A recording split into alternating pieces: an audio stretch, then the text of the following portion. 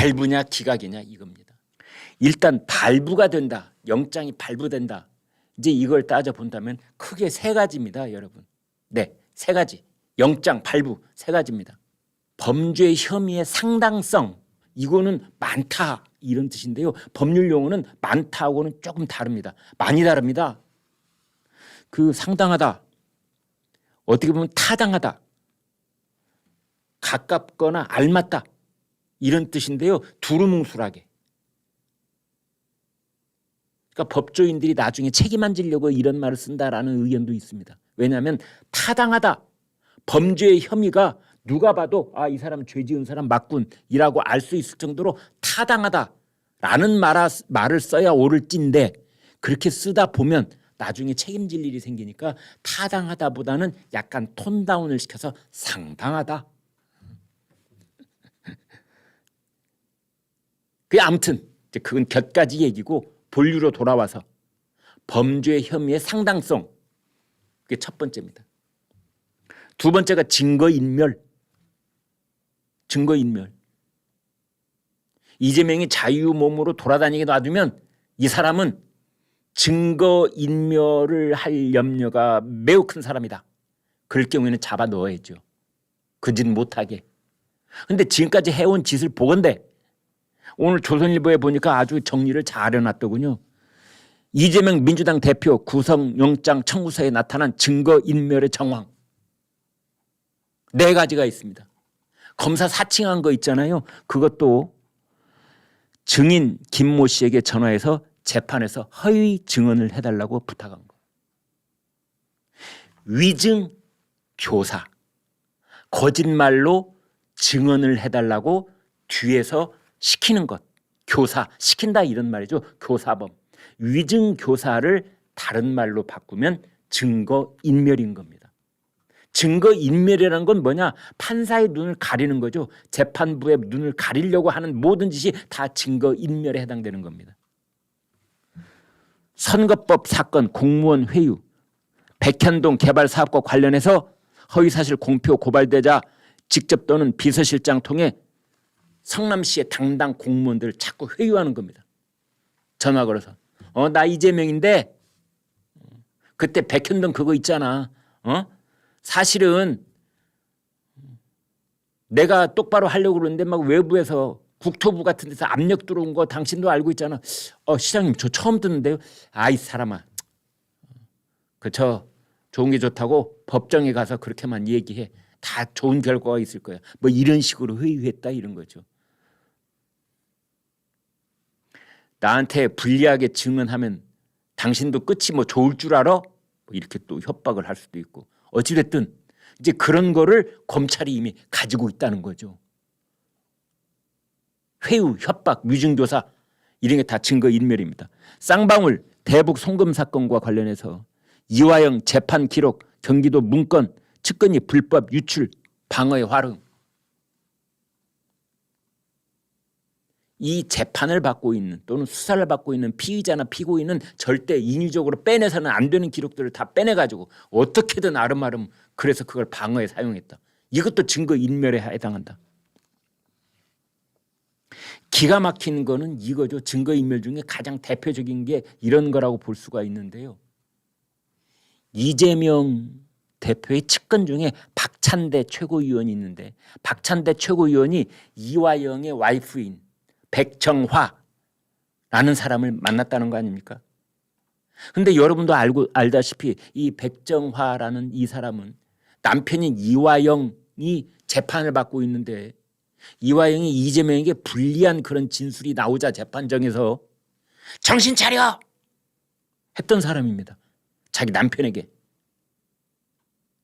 그런데 아무튼 이재명의 최측근이 이화영 측을 만난 이후로 희한한 일들이 벌어지는데 변호사가 바뀌는 겁니다. 자꾸. 처음에는 덕수, 로펌 덕수에서 했다가 그 다음에는 해광에서 했다가 그 다음에 마지막으로 김광민이라고 경기도 의원입니다. 민주당 의원. 이 사람이 단독으로. 대개 이렇게 큰 사건은 말이죠. 변호인단을 구성하잖아요. 그래서 로펌에서 맡는 경우가 대부분인데 어떻게 된 일인지 마지막에는 김광민 혼자 단독 선임. 이 사람이 딱 변호를 맞자마자 어떤 일이 벌어지느냐, 이화영이 검찰에 했던 진술을 다 뒤집어 버리는 겁니다. 내가 검찰에서 뭐라고 했느냐, 대북 송금과 관련 일이 있을 때마다 지사님한테 다 보고를 드렸죠. 없는 자리를 갑자기 만들어서 나를 평화부지사에 앉혀준 사람이 우리 이재명 지사님인데 어떻게 제가 독단으로 이재명 지사의 방북을 얘기를 하고 경기도의 대북 사업을 얘기하고 거기에 쌍방울 하고 서로 콜라보레이션을 하고 이런 것들을 내가 혼자 어떻게 결정을 해요. 당연히 이재명 지사한테 보고를 한 거죠. 라고 진술을 계속해 왔는데 그것을 갑자기 뒤집어 버리는 겁니다. 입장문 이런 거 하나 내가지고 검찰의 압박 때문에 내가 거짓말했다. 재판부에 대단히 죄송하다. 뭐 이런 말까지 다 했어요. 자, 이런 전체적인 과정. 그러니까 민주당 사람이 이화영 부인 백정화 씨를 만나고 그러면서 정신 차려가 나오고 변호사가 막 바뀌고 그러면서 이화영의 진술을 번복하고 이런 것들을 봤을 때 판사가 이걸 보면은 이게 바로 증거인멸에 해당된다. 이화영의 진술은 보고를 했다라고 하는 진술은 이화영 본인의 죄를 묻기 위한 진술이 아니라 이재명의 죄를 묻기 위한 진술이거든요. 이재명한테 보고했다니까. 그런데 이걸 지우개로 빡빡빡 지워내는 것은 이재명의 죄를 감추려고 하는 증거인멸에 해당되는 겁니다.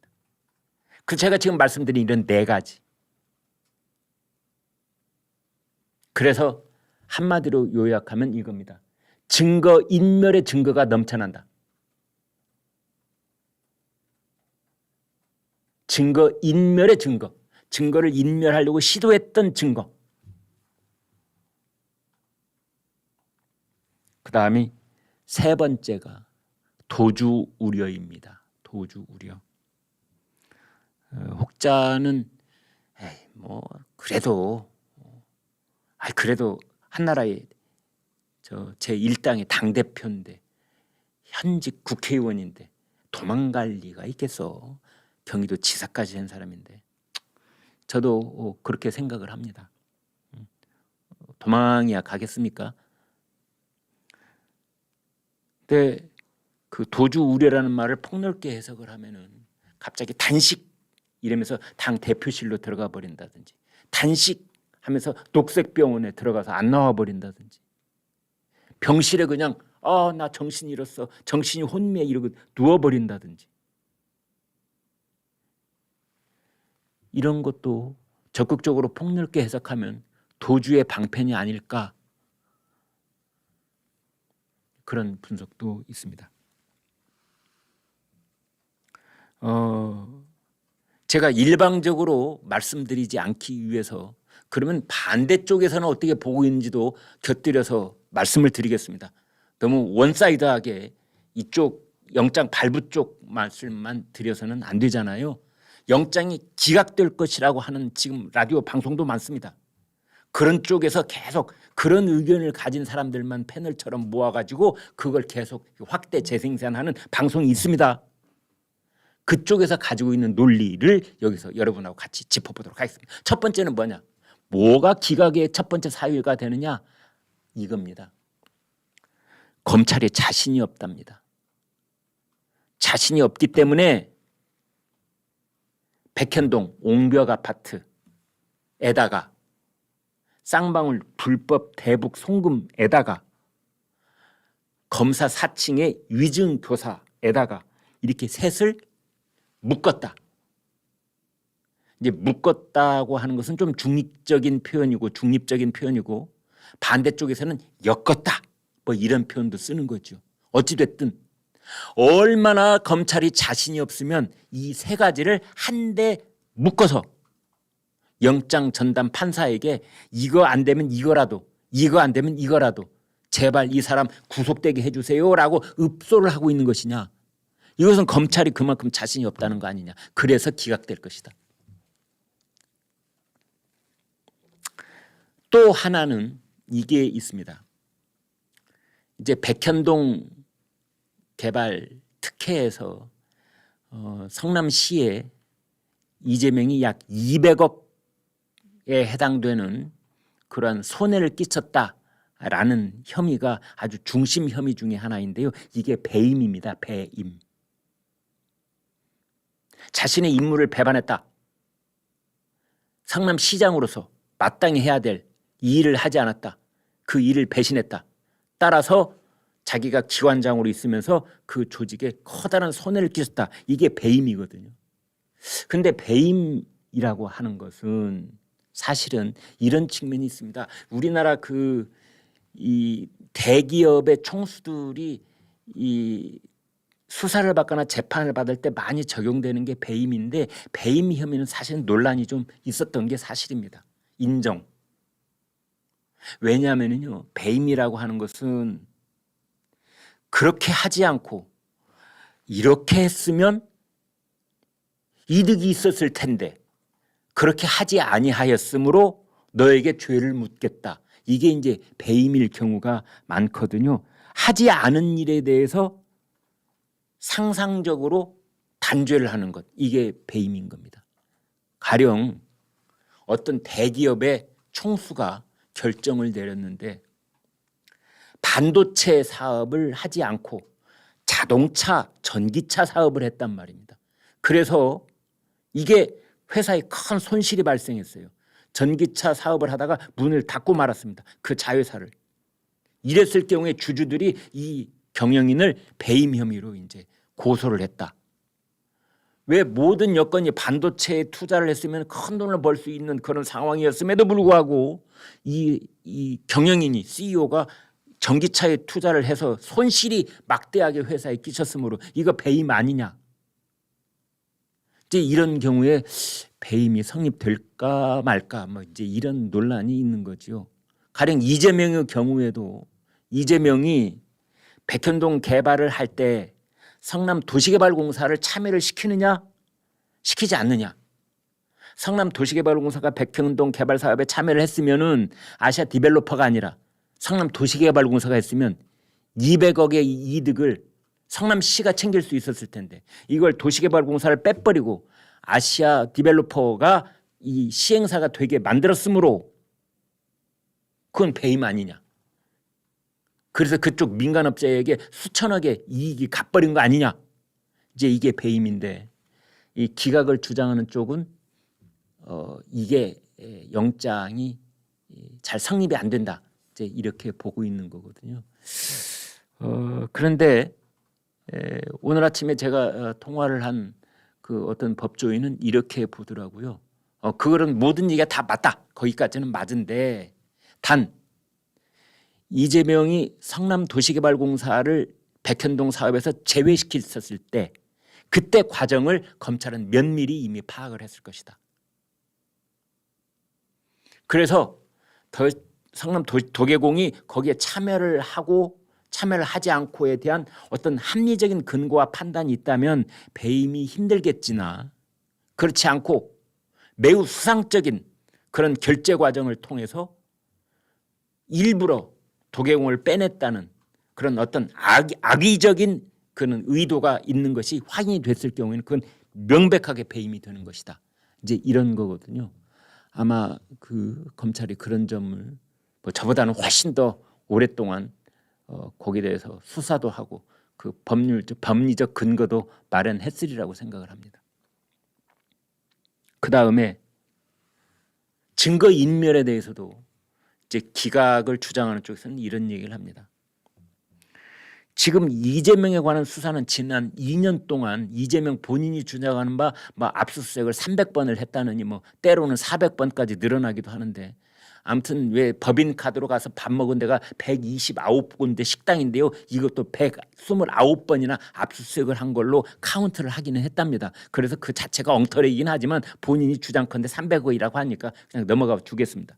일단 그 많은 압수수색과 지난 2년 동안 수사를 해오고 또 이재명이 밑에 있는 그런 관련자들, 직원들 다 지금 구속돼 있거든요. 이게 가령 일주일 전에 발생한 사건, 한 달 전에 발생한 사건.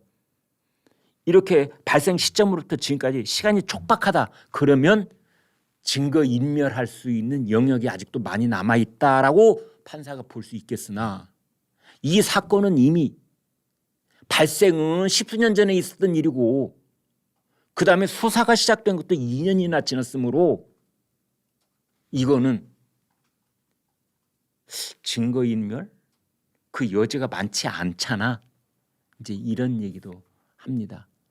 또 뭐 이재명의 방어권, 자유몸 상태에서 재판에 준비를 해야 되는 방어권 이런 거 보장해야 되는 거 아니냐. 그다음에 단식의 뒤끝이라는 점.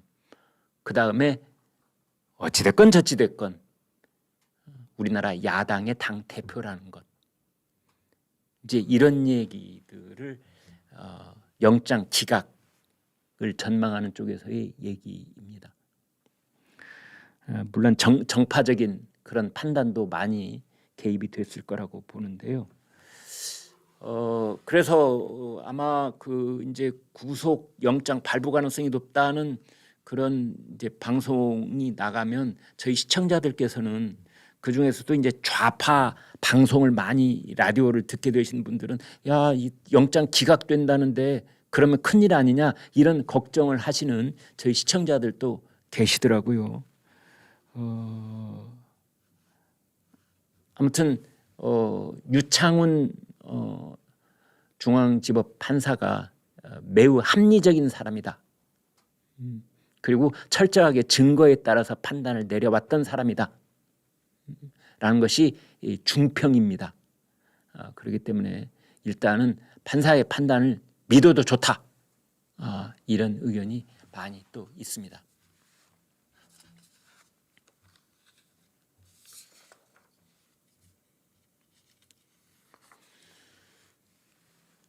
영장이 발부되면 어떤 일이 있게 될 것인가?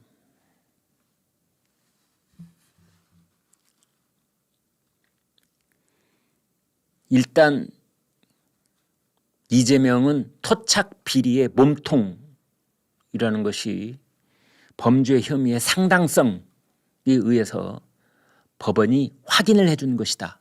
이렇게 말할 수 있습니다. 또 민주당은 입만 열면 야당 탄압이다. 뭐 이런 얘기를 해왔는데 그 말도 더 이상은 쓸 수 없는 말이 될 가능성이 있습니다.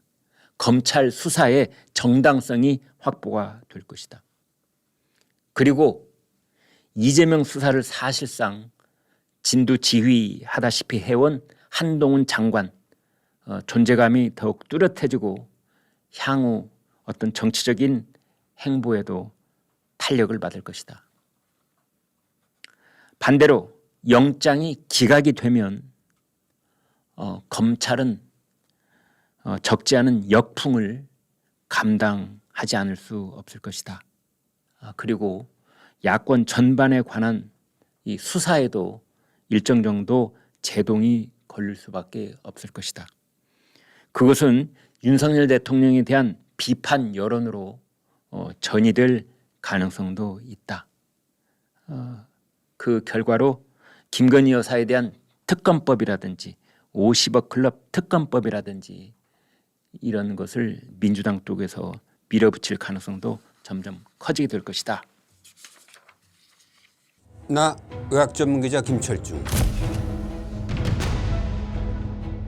나한테 걸리면 어떤 의사든 진실만을 말하게 되지.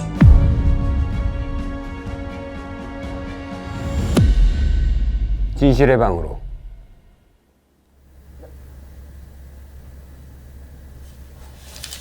뭐야, 여기 나밖에 없구나. 에이.